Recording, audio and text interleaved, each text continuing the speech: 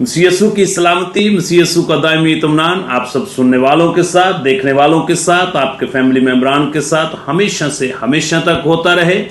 रोज की रोटी Bible study में आप सबको वेलकम कहता हूँ, खुशामदीद कहता हूँ और इसी ईमान के साथ आपकी खिदमत में हाजिर हूँ कि आप सब लोग खुदा के फजल से सलामती के साथ हैं और खुदा का जिंदा और पाक कलाम खुशी के साथ सुनने के लिए तैयार हैं।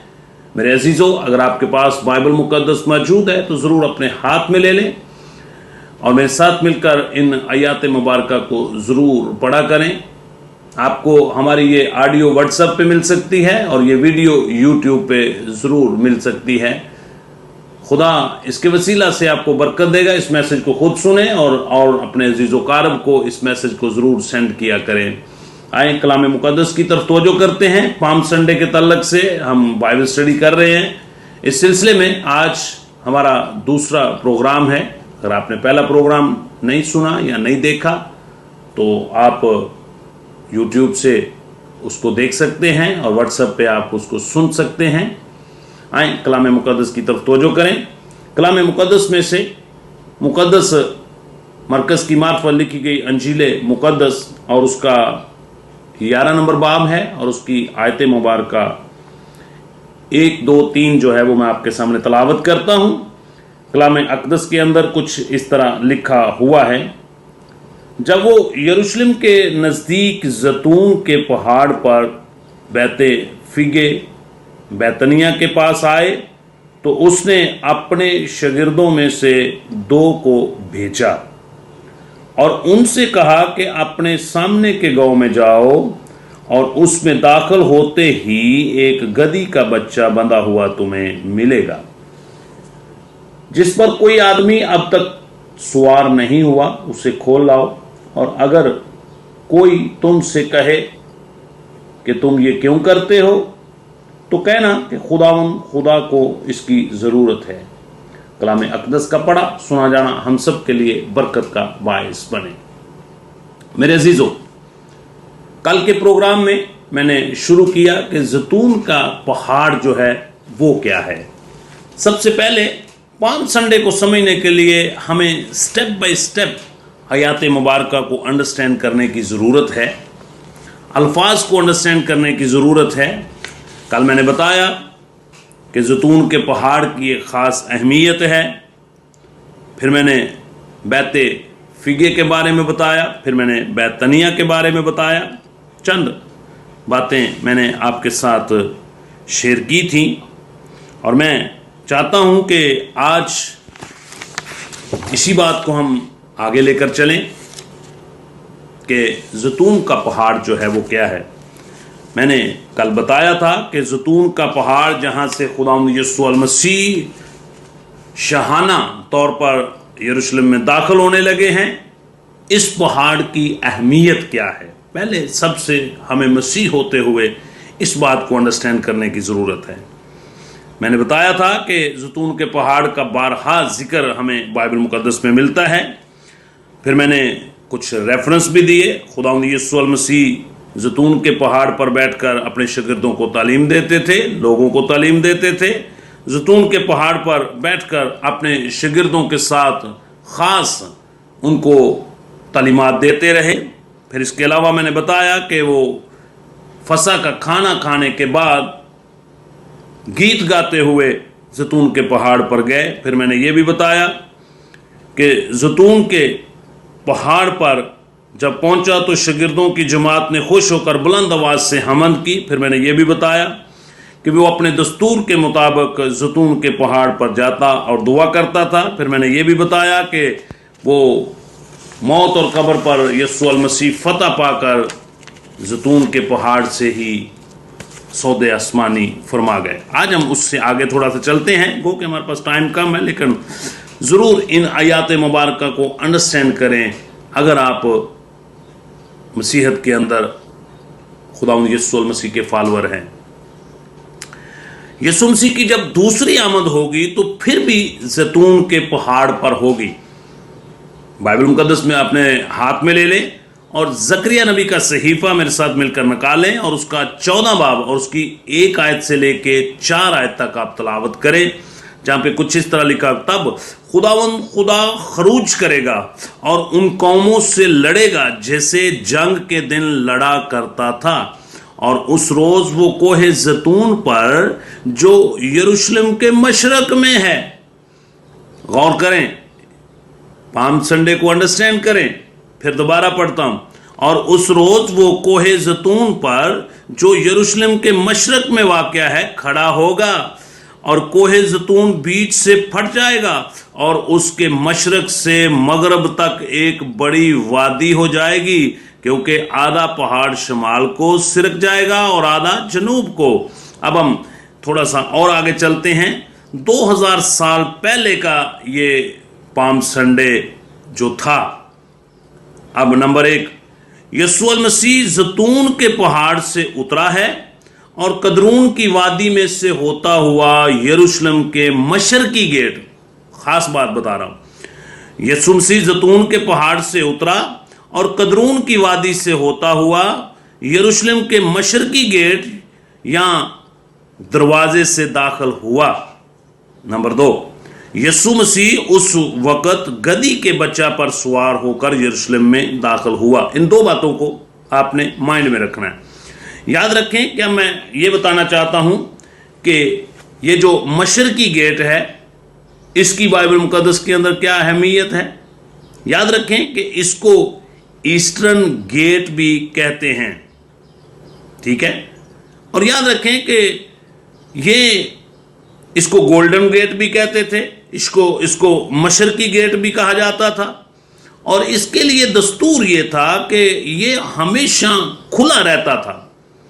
और कौम यहूदियत जो थी इस बात की मुंतज़िर थी कि प्रॉमिस मसाया आएगा और सिर्फ इस गेट से वो ही इंटर होगा।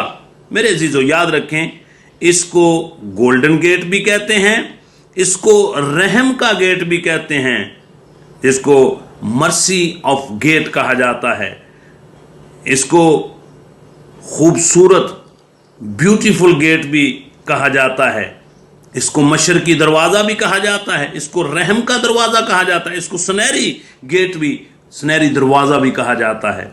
मेरे अजीजों, याद रखें कि ख्याल ये किया जाता है कि यरूशलेम के कुल 8 दरवाजे थे और उनमें से सब दरवाजे शाम को बंद हो जाते थे, मगर ये मशरकी दरवाज़ा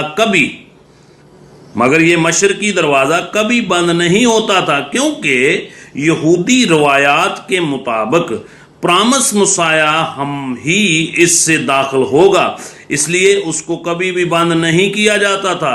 और तसव्वुर ये किया जाता था कि यीशु मसीह कभी भी और किसी वक्त भी इस दरवाजे से अंदर आएगा, और यीशु मसीह बतौर बादशाह गधी के बच्चा पर सवार होकर उसी दरवाज़ा से दाखिल हुआ, और लोगों ने उसको वेलकम कहा, खुश आमदेद कहा और होशाना के नारे लगाए। मेरे अजीजों, हमें पाम संडे को समझने के लिए सबसे पहले इसकी थोड़ी सी अंडरस्टैंडिंग करने की ज़रूरत है। मैं यहाँ पर एक और बात आपके गोशगुजार करना चाहता हूँ। मशरकी दरवाज़ा अब वो बंद है, ईस्टर्न गेट नाउ क्लोज। मैं यहाँ पे थोड़ी सी तारीख का हवाला आपके सामने पेश करना चाहता हूँ। मेरे अजीजों, तारीख के अंदर एक सल्तनत उस्मानिया का एक बादशाह हुआ है जिसका नाम सुल्तान सुलेमान अव्वल था। उसने ये गेट 1541 में बंद करवा दिया, इस दरवाजे को। इसकी मैं एक आयत मुबारक आपके सामने पढ़ता हूँ। हिजकिय्याह नबी का सहीफ़ा है, उसका 44 बाब है और उसकी आयत मुबारक 1 है, जहाँ पे कुछ इस तरह लिखा हुआ है। तब वो मुझको कोहे मकदस के बरूनी फाटक की राह से, जिसका रुख मशरक़ की तरफ है, वापस लाया, और वो बंद था।